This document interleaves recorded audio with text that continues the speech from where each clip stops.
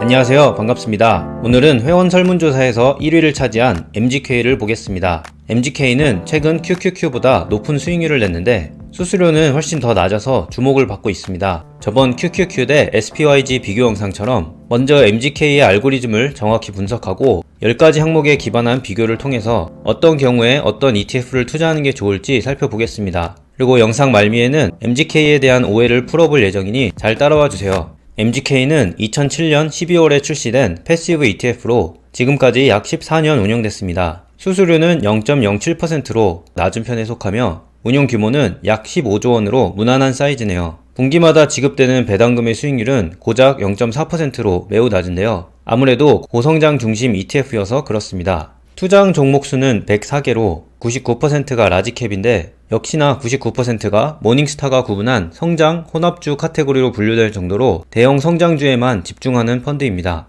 세계 2위 자산운용사인 뱅가드가 MGK의 운용사인데요. 지난 영상에서 살펴본 배당 ETF들 VIG와 VIM과 동일한 운용사입니다. 뱅가드는 MGK를 통해서 미국의 초대형 성장주들에 한 번에 투자할 수 있는 편리함을 강조하는데요. 이런 MGK의 벤치마크는 CRSP US 메가캡 그로스 인덱스입니다. 그럼 지금부터 이 벤치마크 인덱스의 알고리즘을 상세히 보겠습니다. 우선 투자 유니버스를 보시면 NYSE와 나스닥을 포함한 미국의 주요 거래소들 중에서 시가총액, 거래금액 등에 기반한 유동성 높은 대형주들로 투자 유니버스를 구축합니다. 이 중에서 MGK가 실제로 투자하는 기업들은 다음과 같이 결정되는데요. 먼저 각 종목의 시가총액에 기반해서 투자 유니버스 안에 비중을 계산합니다. 그 다음 시총 비중이 높은 순서대로 정렬한 다음 누적 합계가 50% 이내의 종목들을 메가캡으로 구분합니다. 두 번째 단계로 이 메가캡 종목 중 성장주로 분류될 종목들을 선별하는데요. 우선 종목별로 그로스와 밸류 점수를 계산하는 것으로 시작됩니다. 그로스 점수 평가를 위해서 총 6개의 요소들을 사용하는데요. 여기 보이다시피 매출과 이익에 성장률에 많은 무게를 둔 것을 확인할 수 있습니다.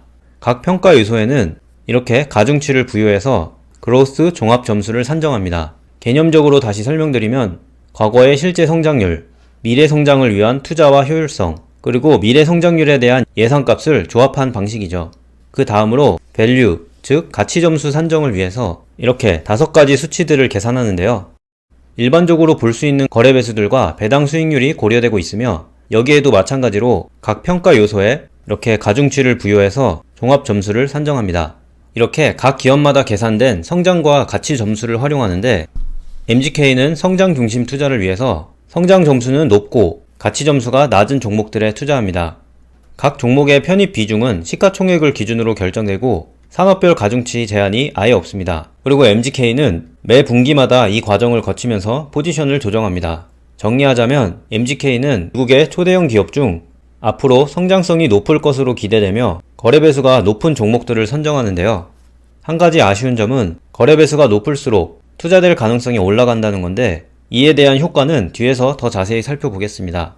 그럼 지금부터 MGK와 QQQ의 투자 알고리즘 차이가 10가지 이상의 객관적 지표로 봤을 때 어떤 결과로 나오는지 함께 보겠습니다. 우선 종목 집중도를 보시면 104개 종목에 투자하는 MGK가 상위 10%, 즉 10개 종목이 포트폴리오의 59%를 차지할 정도로 집중도가 매우 높은데요.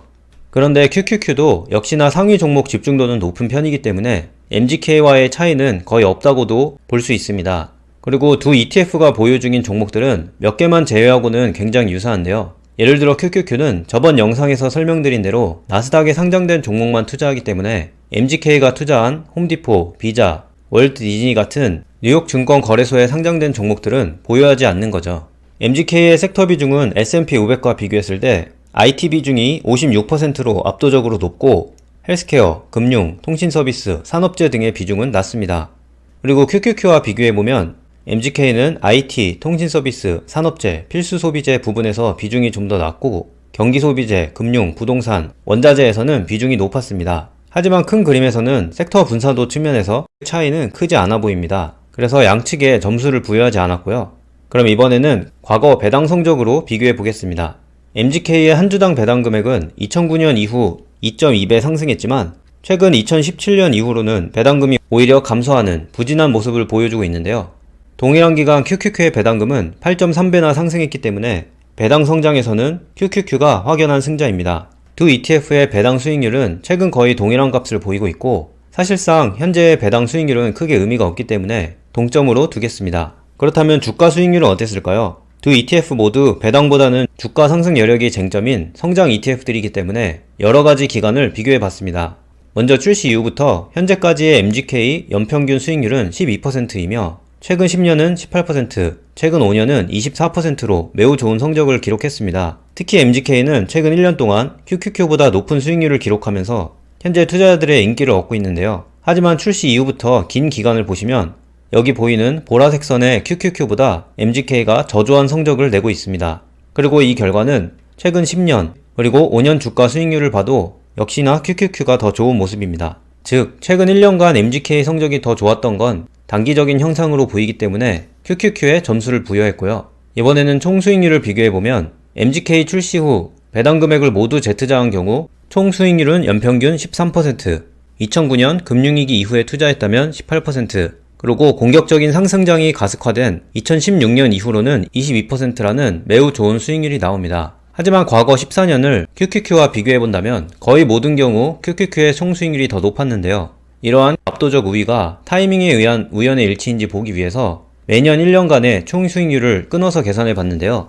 이 그래프에서 0보다 더 낮으면 QQQ가 성적이 더 좋다는 건데 테스팅 기간에 85% 동안 QQQ의 총 수익률이 더 높았고 초과 수익률의 규모도 여기 보이다시피 더 높다는 걸 확인할 수 있습니다. 게다가 이렇게 성적이 좋았던 기간이 어느 특정 시점에 몰려있는 게 아니라 이렇게 골고루 잘 분포되어 있기 때문에 이 카테고리에서도 QQQ가 1점을 따갔고요.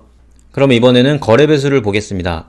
재밌는 건 오히려 IT 비중이 상대적으로 적은 MGK의 PE와 현금흐름 배수가 QQQ보다 더 높았다는 건데요. 이건 QQQ에는 포함되지 않았지만 MGK의 상위 종목에는 들어간 디즈니, 비자, 홈디포의 숫자를 보면 이해할 수 있습니다. 일반적인 생각과 다르게 테크 기업이 아니더라도 꾸준히 성장하는 기업들에 더 높은 배수가 부여되는 경우가 있는데 여기 보이는 대로 비자의 PE는 35배, 홈디포는 27배로 페이스북과 구글보다도 더 높은 배수를 보여주고 있습니다. MGK의 알고리즘은 성장이 높은 기업들에 높은 점수를 부여하고 거래 배수는 가치 점수가 더 낮은, 그러니까 거래 배수가 오히려 높은 경우를 선호하기 때문에 비자와 홈디포 같은 멀티플이 높은 기업들이 편입되고 있는 겁니다. 그리고 이 알고리즘으로 인해서 최근 코로나 타격과 디즈니 플러스와 관련된 투자로 인해서 이익이 감소한 디즈니에도 MGK가 투자하고 있는데요. 디즈니처럼 거래가 133배까지 높게 올라간 종목이 편입되는 것은 역시나 MGK 알고리즘의 아쉬운 대목입니다. 두 ETF 모두 배수가 높지만 그래도 QQQ가 상대적으로 더 낮은 배수를 가지고 있기 때문에 1점을 부여했고요. 펀드 운용 수수료는 MGK가 QQQ보다 더 낮다는 장점이 있는데요. 저번에 설명드린 QQQM을 보셔도 역시나 MGK가 2배 이상 더 저렴합니다. 때문에 수수료에선 MGK에 1점을 부여했고요.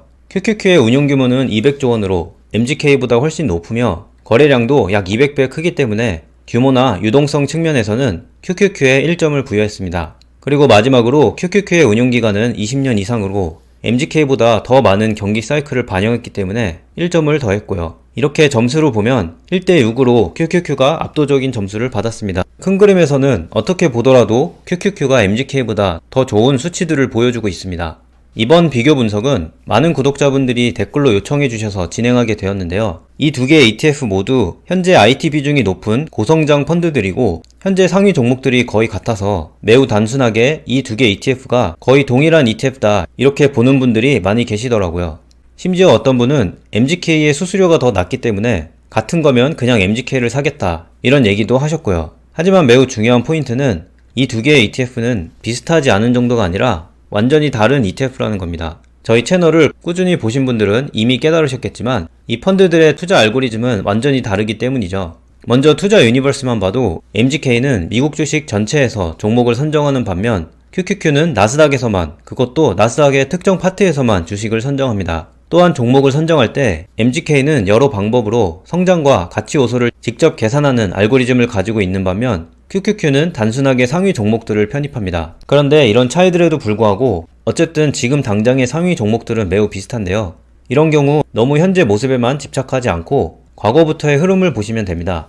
예를 들어 MGK는 과거에 월마트, 펩시, 에너지기업 슐럼버거, 코카콜라, 담배회사 필립 모리스, 디즈니 등이 주요 종목으로 편성되었고 전반적인 종목당 집중도도 현재처럼 높지 않았습니다. 과거의 섹터를 보셔도 산업재, 금융, 필수소비재, 에너지 등 다양한 분야에 더 골고루 분산되어 있었고 IT 비중이 엄청 높아진 건 최근 5년 내에 일어난 일시적 현상입니다. 그러니까 사실 MGK는 IT 섹터에 집중하는 펀드가 전혀 아닌 거죠. 반면 QQQ는 예전이나 지금이나 지속적으로 높은 IT 비중을 유지하고 있는데요.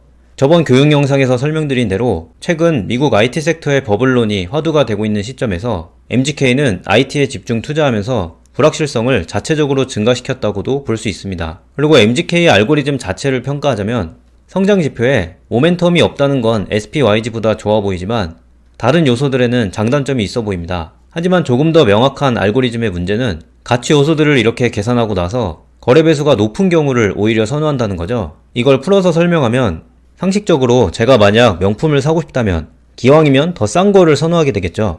그런데 MGK는 역시나 좋은 명품을 사려고 하는데 같은 조건 하에서 더 비싼 거를 선호하게 되는 겁니다. 왜 굳이 더 비싼 걸 선호하느냐 이런 생각이 당연히 들겠죠. 그런데 또 재밌는 건 사실 QQQ도 이 카테고리에 꼭 들어있진 않고요. 오히려 훨씬 더 단순하게 좋은 명품을 사는데 그냥 명품 사는 거에만 집중을 하는 겁니다. 그래서 가격을 따로 보고 있지 않은데 MGK가 굳이 더 비싼 걸 선호하고 있기 때문에 QQQ의 알고리즘이 장기적으로 더 좋은 성적을 내는 발판이 되는 거죠. 어쨌든 그래서 IT에 집중하는 고성장 ETF를 원한다면 지난번에 소개드린 QQQM이 합리적인 선택이 될 것 같고요. 만약 다양한 산업에 투자하는 고성장 ETF를 원한다면 MGK도 옵션이 되겠습니다. 참고로 과거 영상에서 분석한 SPYG와 MGK의 성적을 비교한 엑셀 파일은 ETF 회원분들께 업로드해 드렸으니 궁금하신 분들은 한번 확인해 주세요.